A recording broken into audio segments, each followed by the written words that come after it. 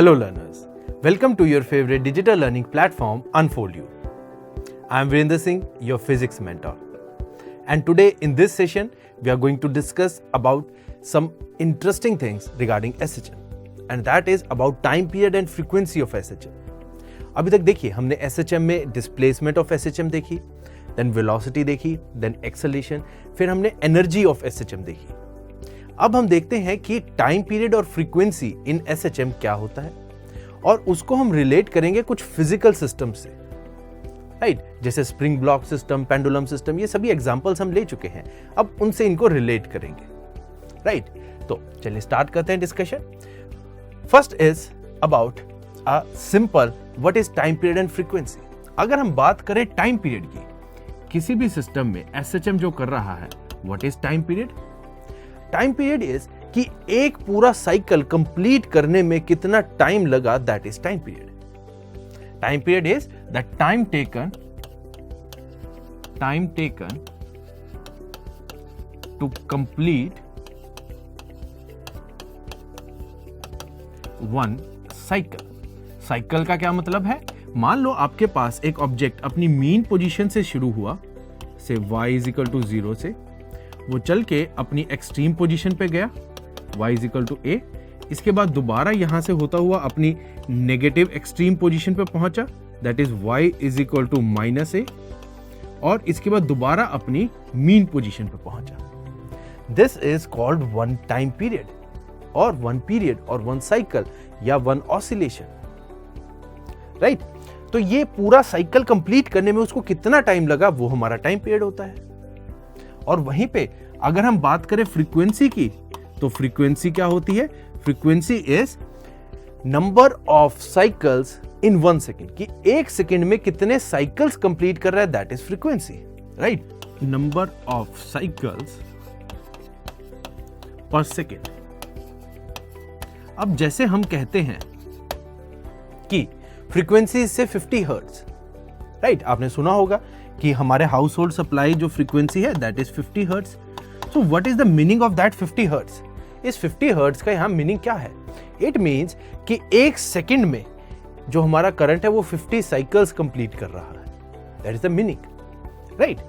तो अब इसको SHM से हम कैसे रिलेट करते हैं? Let's see. SHM में हमें पता है जो रिस्टोरिंग फोर्स होती है it is minus k into y, ये होती है. ऑल्सो फोर्स को we can write force is equal to mass into acceleration. And what is acceleration in SHM? SHM में एक्सेलरेशन क्या थी?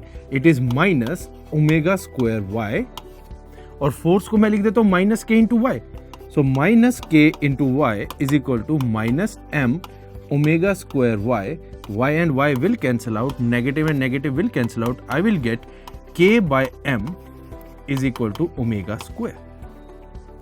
Or I can take this expression as a standard expression कि angular frequency in SHM is under root of k by m.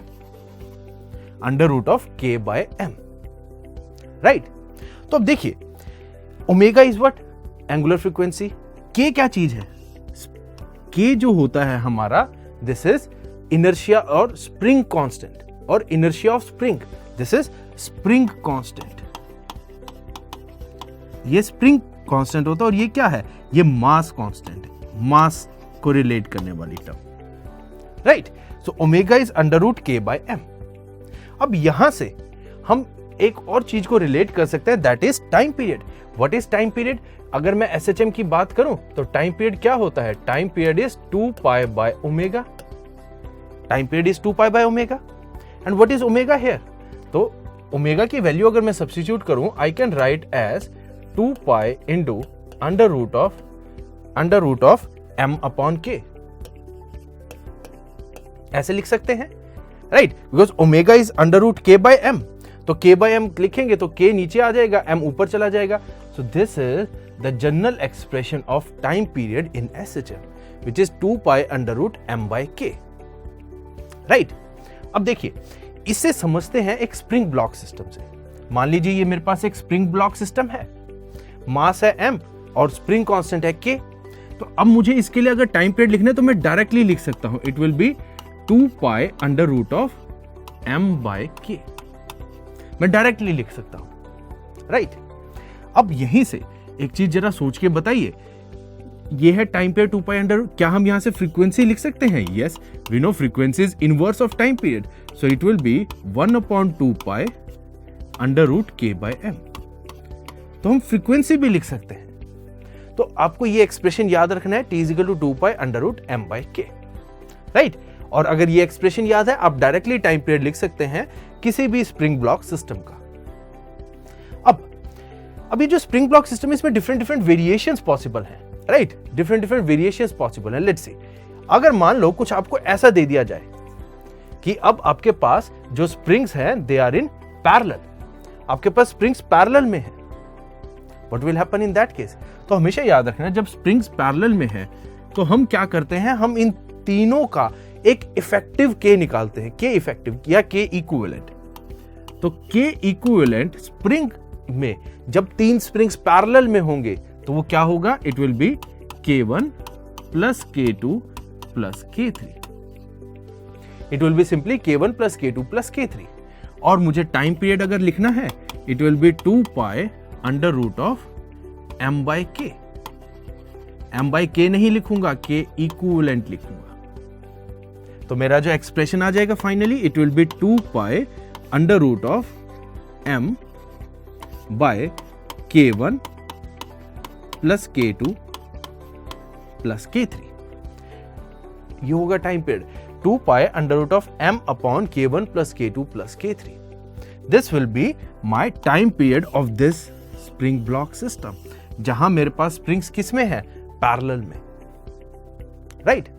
Similarly अगर कुछ ऐसा system दे दिया जाए जहां स्प्रिंग्स आपके पास कैसे हैं? सीरीज में है। अब स्प्रिंग्स अगर सीरीज कॉम्बिनेशन के लिए मुझे निकालना है time period, I can easily find. याद रखेंगे, जब भी स्प्रिंग ऐसे सीरीज में होंगे, k equivalent is going to be 1/k equivalent is equal to 1/k1 plus 1/k2 plus 1/k3। Directly I can write it as 1/k1 plus 1/k2 plus 1/k3, right? ये होगा मेरा k इक्विवेलेंट। और मुझे अगर time period लिखना है तो मैं वो भी लिख सकता हूं, it will be 2 pi under root of m/k equivalent, right? k equivalent निकाल के यहां पे वैल्यू पुट करिए, you can easily find the time period, right? तो ये बड़े इंपॉर्टेंट इस तरह के क्वेश्चंस कई बार आ जाते हैं। केसेस डिफरेंट की सीरीज कॉम्बिनेशन है तो क्या होगा, पैरेलल कॉम्बिनेशन है तो क्या होगा, तो हमने देख लिया क्या होगा, right? Now next is simple pendulum. अब देखिए पेंडुलम में क्या होता है ये तो हम डिस्कस कर चुके शुरू के सेशन में।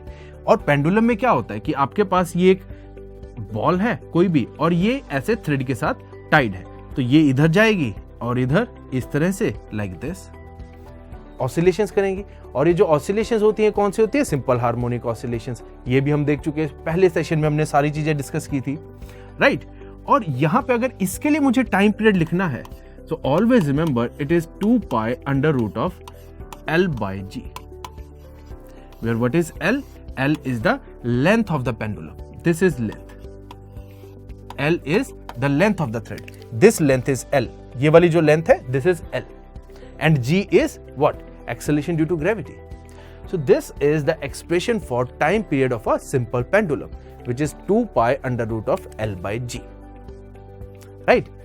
तो ये होता है गाइस हमारा डिफरेंट टाइम पीरियड और फ्रीक्वेंसी निकालने का तरीका, कि कैसे हम डिफरेंट सिस्टम्स के लिए टाइम पीरियड और फ्रीक्वेंसी निकालते हैं। आई होप आपको ये अच्छे से क्लियर हुआ होगा। और इस सेशन को 2-3 बार देखिए, रादर एसएचएम को ऑन द होल स्टार्टिंग से ही आप देखिए, all sessions are interrelated, right? तो अगर आप स्टार्टिंग से एक बार दोबारा देखेंगे, you will get to understand each and everything, right? So that's it from my side for this session. We will meet in our next session with some more interesting concepts. So till then, keep learning and keep sharing. Thank you.